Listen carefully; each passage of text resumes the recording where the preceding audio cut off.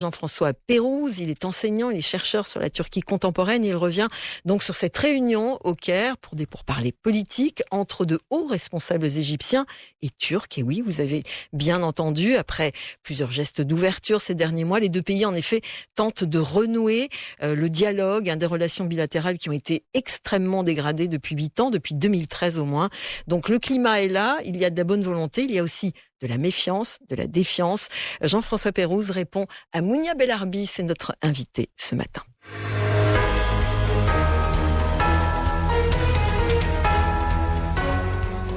Jean-François Pérouse, bonjour. Bonjour. L'Égypte et la Turquie, qui étaient en froid depuis plus de 10 ans maintenant, commencent à parler sérieusement ces 2 jours, à des pourparlers politiques qui ont été précédés de plusieurs gestes d'ouverture de part et d'autre. Alors d'abord, pourquoi cette tentative de rapprochement entre les 2 pays maintenant ?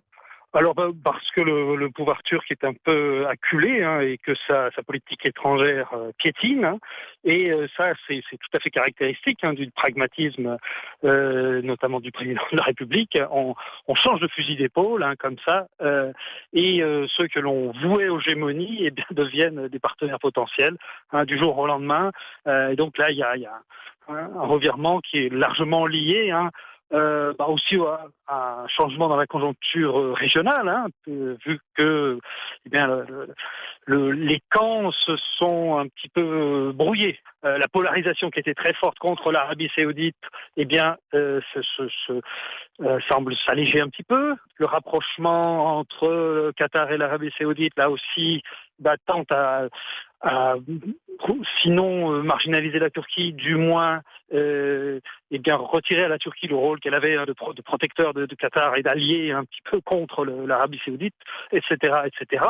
Et puis aussi, ce que je disais, cet essoufflement, c'est-à-dire que la stratégie d'opposition systématique à un grand pays comme un grand pays arabe qui compte et qui pèse démographiquement, c'est une stratégie qui a ses limites, quoi. Le pouvoir turc l'a compris et doit tenter autre chose, quoi. Alors il y a aussi le dossier libyen sur lequel les 2 pays soutenaient ou soutiennent des camps opposés. Le chercheur égyptien Bachir Abdel Fattah estime que la coopération entre ces 2 pays, Égypte et Turquie, pourrait avoir un effet boule de neige, améliorer les relations de la Turquie avec l'Arabie saoudite, avec Israël, avec les Émirats et aussi avec la Grèce. Qu'en pensez-vous ? Oui, tout à fait. C'est effectivement, et d'ailleurs on voit déjà quelque chose qui s'esquisse vis-à-vis de l'Arabie saoudite. Donc là aussi, peut-être qu'on avait beaucoup exagéré, que certains analystes sont précipités, vous voyez, en radicalisant les positions, en décrivant cette politique soi-disant hégémonique ou expansionniste de la Turquie et ce jeu d'alliance en Méditerranée orientale. C'était des tentatives, mais il fallait pas voir ça nécessairement comme la constitution de fronts étanches. Là, on voit bien que en Libye, il y a des dynamiques locales et internationales qui, là aussi, tendent à marginaliser un peu la Turquie comme partenaire, et les choses peuvent se reconfigurer sans la Turquie. C'est un peu ce qui se dessine, et donc par ricochet, la Turquie doit changer sa stratégie. Et Ankara espère aussi pouvoir sortir d'un certain isolement diplomatique en Méditerranée orientale. Apparemment, la Turquie a été un peu tenue à l'écart dans le partage entre les pays riverains. Oui, elle a tenté, vous voyez, cette politique dite de la patrie bleue, Mavi Vatan, qui a été relancée récemment, et c'était un peu une alliance qui s'est faite avec une partie des forces libyennes, et puis ce coup de force de redéfinition des eaux territoriales de la Turquie comme de Chypre Nord et de la Libye, et qui donnait une frontière commune, mais qui n'existait que sur les cartes, une frontière maritime internationale commune entre la Libye et la Turquie. Cette stratégie n'était pas très sérieuse, quoi, et je pense que sa crédibilité n'a pas beaucoup duré, même si certains analystes encore se sont saisis pour crier au drame. bon, il a fallu être plus pragmatique et envisager une politique plus fine, hein, et revoir un système d'alliance qui n'était pas tenable. L'Égypte et la Turquie donc essaient de relancer leurs relations diplomatiques, leur coopération, et pourtant il y a une sacrée méfiance entre les deux pays. Ça n'a pas été simple déjà d'amorcer ce dégel.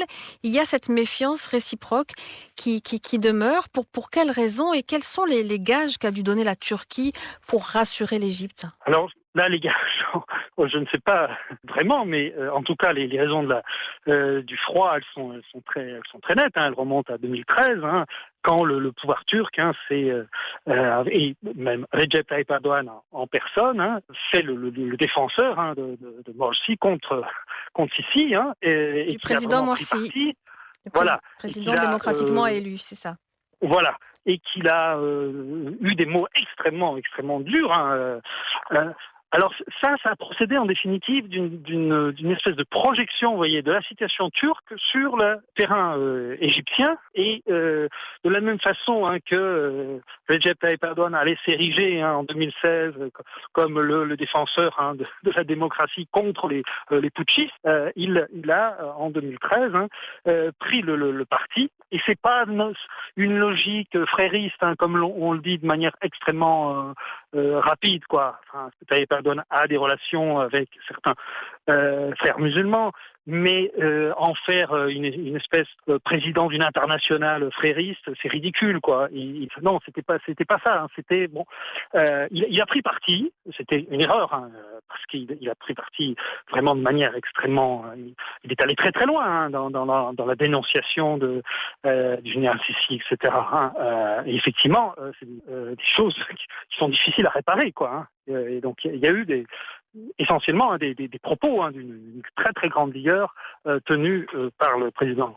Enfin, il était encore Premier ministre, hein, par Recep Tayyip Erdogan, à l'encontre du général Sisi. Est-ce que les deux hommes est-ce qu'on peut dire que ce sont deux hommes de personnalité, le président Sisi et le président Erdogan, qui se ressemblent? Est-ce que c'est le même type de pouvoir qu'ils exercent finalement?